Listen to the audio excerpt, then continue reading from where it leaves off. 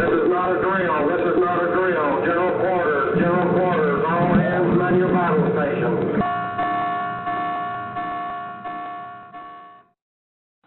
In 1941, the Japanese launched a series of attacks that explored their military strength in the Pacific. We interrupt this program to bring you a special news bulletin. The Japanese have attacked Pearl Harbor, Hawaii, by air, President Roosevelt has just announced. The attack also was made on all naval and military activities on the principal island of Oahu. Yesterday, December 7th, 1941, a date which will live in infamy. The United States of America was suddenly and deliberately attacked by naval and air forces of the Empire of Japan. Although World War II started in 1939, the U.S. had remained fairly neutral until this attack. On December 8th, 10 hours after the bombing, Lieutenant General Homa Masaharu, an Army general and commander, led the Japanese ground invasion in the Philippines. The Japanese had set their sights on neutralizing the American presence in the Philippine archipelago, which of course had been property of the United States since 1898 Spanish-American War. Lessons of courage and a legacy of freedom were demonstrated when the Japanese explored their military strength, which led to the encounter at the Battle of Bataan and the Bataan Death March, and where individuals ultimately exchanged their freedom for the freedom of their country. A month after the attack on Pearl Harbor and the invasion of the Philippines, the Battle of Bataan began. In this encounter, the Japanese were prepared with air bombardment, additional artillery supplies, and reinforcements. Philippine and American armies fought together. However, they were not prepared for this battle. We were coming out of a time warp, in effect. The artillery were World War I cannon and even pre-World War I cannon. The rifles were old, the equipment was old, the hand grenades wouldn't explode. We could look at Bataan as the last battle of World War I and the first of World War II. Not only were their weapons faulty, they also had meager food supplies. Dealing with shortages of fresh water, but then more importantly, food. Without enough food, they couldn't last forever. The Filipinos were starving, the Americans were starving, people were sick as dogs. Maybe 10% of the people were still partially healthy. A war survivor, Manny Lawton, observed, "For 3 months and 22 days, an army of 100,000 plus reinforcements had tried and failed to subdue less than 80,000 ill-supplied defenders on Luzon." The U.S. and Philippine forces had planned badly for the Battle of Bataan, but it showed them that the Japanese were not invincible. Michael Norman, a New York Times reporter, said, "Though they ultimately surrendered, their stubborn defense of Peninsula was a significant propaganda victory for the United States and proved that the Imperial Japanese Army was not the invincible force that had rolled over so many other colonial possessions in the Pacific." After 4 months of valiant fighting, U.S. and Philippine forces surrendered to the Japanese. The fall of Bataan was a result of the Japanese exploration of military power. At the end of the Battle of Bataan, the U.S. and Philippine forces surrendered to the Japanese. In other words, these troops exchanged their freedom to end the battle. This began the Bataan Death March encounter.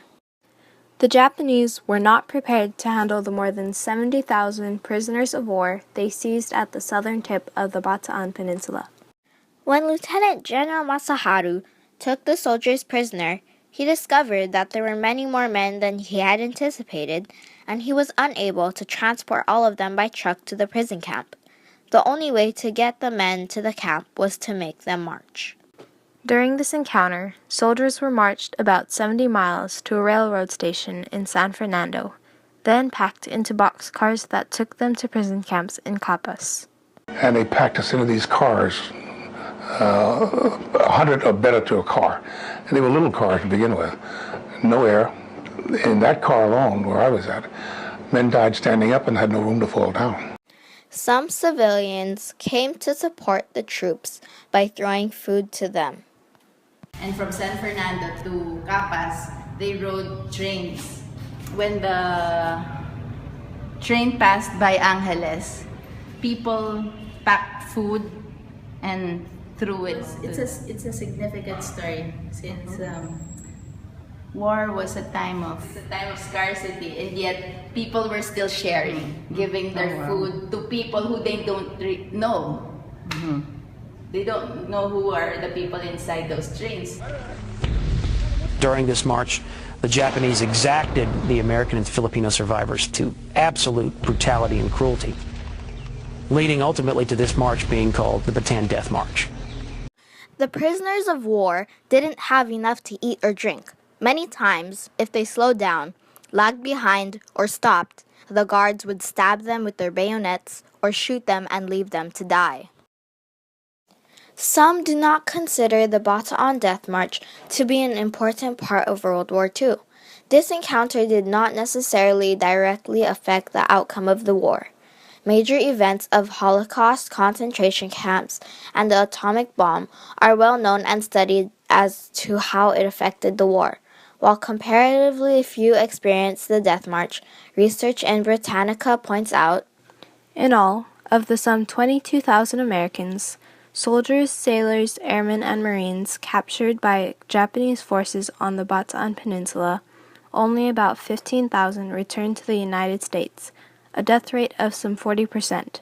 By comparison, the Allied POWs held by the Nazis and other Axis powers during World War II suffered a death rate of about 3%. One example is national hero Jose Abad Santos, who was captured and killed by the Japanese during these years of Japanese occupancy. Jose Abad Santos, they call him, his nickname is Sensing, they call him Sensing. He told the president that he will stay in the Philippines. So he was appointed by the president as the caretaker of the Philippine government. So practically he's the president of the Philippines during the Japanese occupation. Then in, I guess in April 1941, he was captured by the Japanese. And when they learned that he was the caretaker of the government, they continuously questioned him for 20 days. But and asked him to cooperate with the Japanese, but he refused. He didn't want to cooperate with the Japanese. His son remembers him. He cautioned me, he said, "Do not cry, Pepito. Show these people that you're brave, that everybody is given the opportunity to die for one country." So he marched proudly with his shirt flapping. And then after that, I went up to the house and I took my prayer book and read the prayer for the dead. And after a few minutes, I heard a volley of shots, and I knew that my father was gone. through the challenging experience of Bataan, individuals exchanged their own freedom and sometimes their lives, which ultimately resulted in the freedom of their country. Through exploration, encounter, and exchange, lessons of courage and a legacy of freedom are demonstrated. Inscribed on the monument at Mount Samat, Bataan, we recognize the martial spirit that defeat could not break. Our mission is to remember.